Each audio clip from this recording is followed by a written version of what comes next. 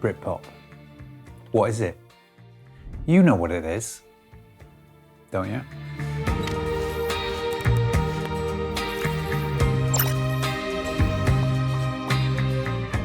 Well, I'd say to sum it up, it's a style of guitar-led rock music that thrived and originated in the UK. And it thrived in parts of the US, but it originated in the UK. It's Britpop in the 90s. But yeah, it's been hot recently. I've been mooching around the garden with a paintbrush, painting seemingly every fucking wall and fence out there, trying to get the garden looking like a Greek island, the south of France. No expense spared when it comes to Gab's birthday barbecue, believe me. Anyway, the reason I'm telling you that is, every time I've gone over to the little smart speaker, Britpop Radio kept coming out my mouth out of nowhere. And then Noel Gallagher goes on that pedal show. What's going on? City win the treble. Are Oasis getting back together? Will that reunite them? Probably. Definitely. Maybe. I wanted to talk about how some music tends to stick with you throughout your life. You can't shake it off. You can't get rid of it. It seems to be in your bones, in your musical DNA. And for me, I would say that Britpop is firmly lodged there in my DNA, not my arse. When I hear a song by Oasis, Blur, Pulp, the Verve, it does something to me. I feel deeply connected to it, and it pulls at those strings of nostalgia, if that makes sense to you, because it was a big part of my childhood. More often than not, bands of that calibre were born out of working class roots from English cities like Manchester, Sheffield, Liverpool, London. And I've got working class roots, and I come from a suburb of South Manchester. I guess it's that kind of coming from humble beginnings and anything's possible, sky's the limit.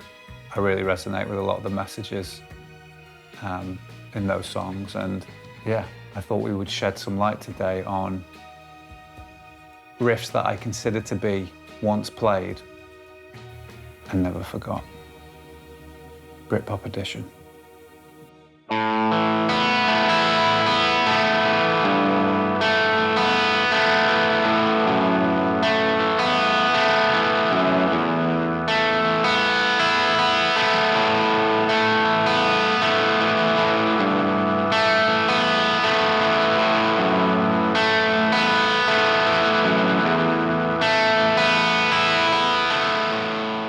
Obviously, we have to start with Oasis. One, because I'm Mancunian.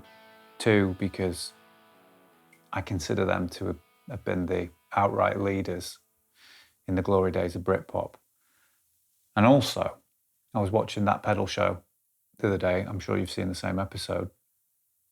Noel Gallagher, what a guest. I could sit and talk to that man for weeks in a pub, and I'd pick up the tab. Now that riff in Champagne Supernova is a big one for me. You know it as soon as you hear it. It's unmistakable. And for something seemingly so simple, bass notes dropping down, descending, same Asus arpeggio over the top, it just draws you in. It's hypnotic, and it takes you to a time in your life where you should have been hanging out with your mates, getting high, but you were fobbing them off with excuses. They say it in the song. What do you mean you can't make it? You've got to do the family shop with your mum. Pathetic. Don't even turn up later.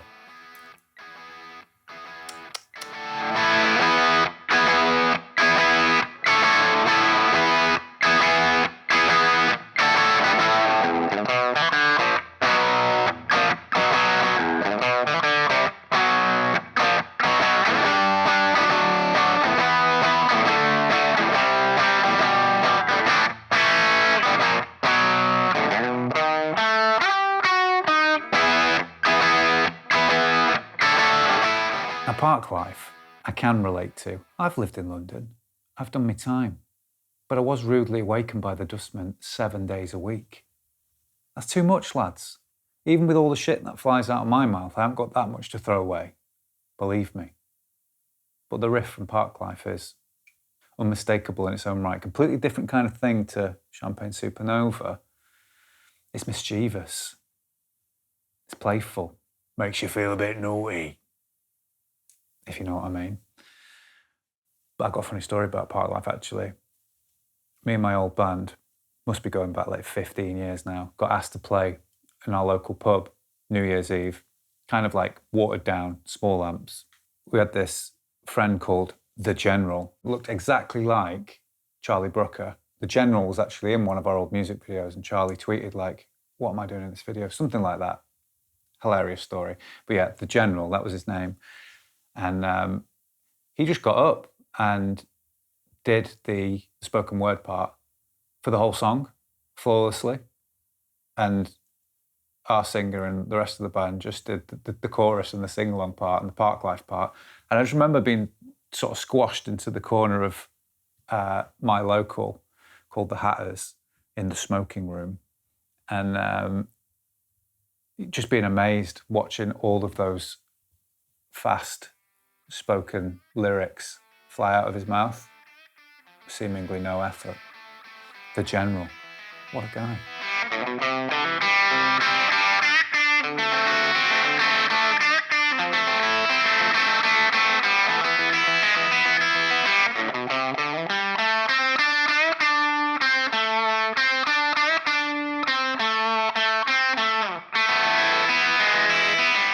So Beautiful Ones by Suede, eh? More like fucking annoying riffs by Suede. That intro riff drove me right around the bend. It's mad. I know at its core, it's just a C, a D7 and an F, but the picking in it, and then that mad bit with the E sus to E and then the open strings.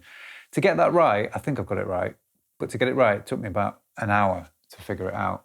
And then when it kind of gets reintroduced later on, it changes. Same chords, but a different picking pattern. What are you playing at, lads? It's a good job I love it a lot. Otherwise I wouldn't have included it, would I? I'm just moaning.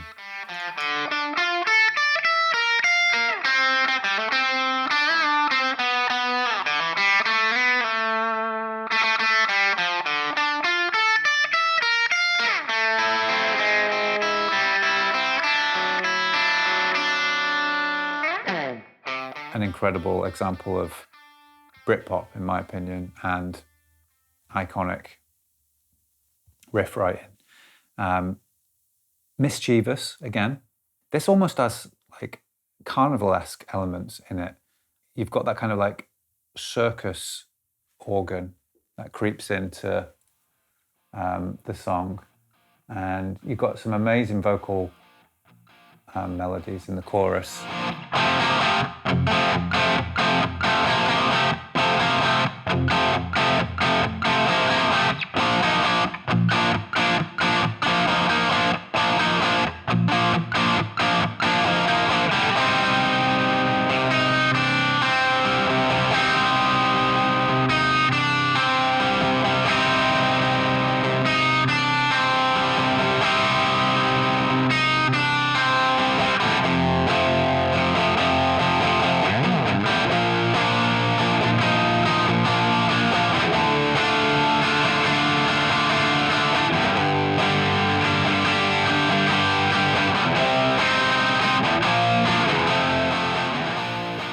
I saw Jarvis Cocker once eating a pizza in a really fancy Italian restaurant in London.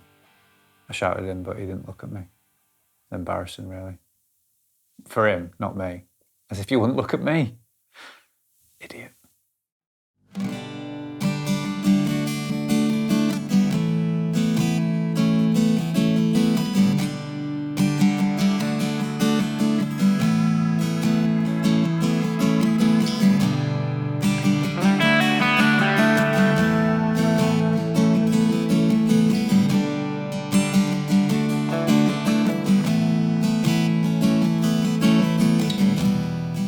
Liked the Verve, and Lucky Man is a personal favourite.